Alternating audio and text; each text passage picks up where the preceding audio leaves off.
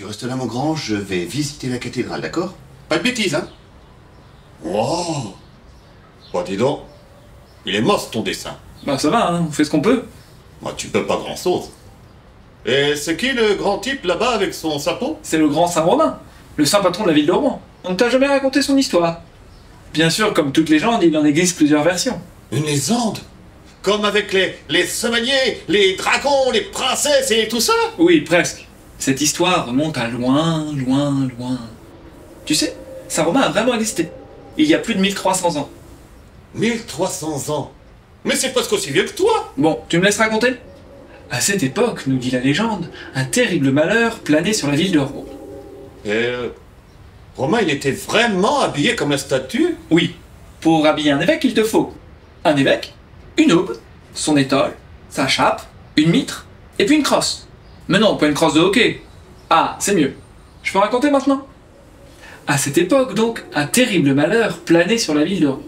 Il avait pour nom la gargouille. Oh là là, ça fait peur les gargouilles. C'est comme les trucs là-haut qui crachent de l'eau quand il pleut. Cette gargouille était un monstre terrifiant. Postée à l'entrée de la ville, elle dévorait quiconque osait s'aventurer dans les parages. Non, même les mamans, même les enfants. Et même les petits doudous. Naturellement, les chevaliers avaient essayé de détruire ce monstre, mais aucun n'était revenu vivant. Saint Romain se résigna à aller lui-même combattre le dragon. Dans sa plus belle tenue, il parcourut la ville pour solliciter l'aide des habitants. Tous refusèrent. Oh, les pleutres. Tous, sauf un condamné à mort enfermé dans les prisons de la ville. Il faut dire qu'il n'avait plus grand-chose à perdre. Accompagné de son nouveau camarade, Saint Romain s'enfonce dans les bois qui bordent la cité. Mais dans la forêt, point de gargouille. Près de la mare, pas d'avantage. Désespéré de ne pas trouver de monstre, il décide de s'aventurer dans les marais, lieu désertique et pestilentiel. Bredouille, ils étaient prêts à faire demi-tour et à rentrer en ville quand... Du coup, le condamné à mort, il va être tué. Chut, écoute. Soudain, à quelques pas d'eux, surgit la gargouille. Ouh. Elle était comment la gargouille? Grande, avec une longue queue, des griffes terribles, une tête. De bison. Bah non, une gueule énorme remplie de dents acérées. Et des ailes. Oui, si tu veux. Ouh. Oh là là, ils ont dû avoir peur. Bien sûr qu'ils ont eu peur. La gargouille s'avançait. De la fumée sortait de ses naseaux.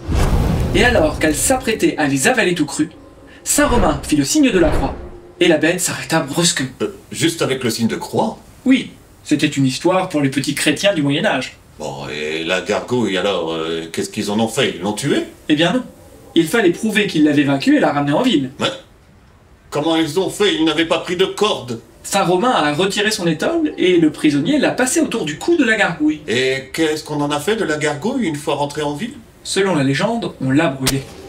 Oh là là, quelle histoire! Ouais, et le condamné aussi, ils l'ont brûlé. Mais non, voyons. On ne met pas tout le monde au bûcher à Rouen. Ah ouais? Et elle, t'en fais quoi? Saint Romain est intervenu auprès du roi. Au départ, c'était pas gagné. Mais une fois qu'il a raconté son histoire, le condamné a été gracié.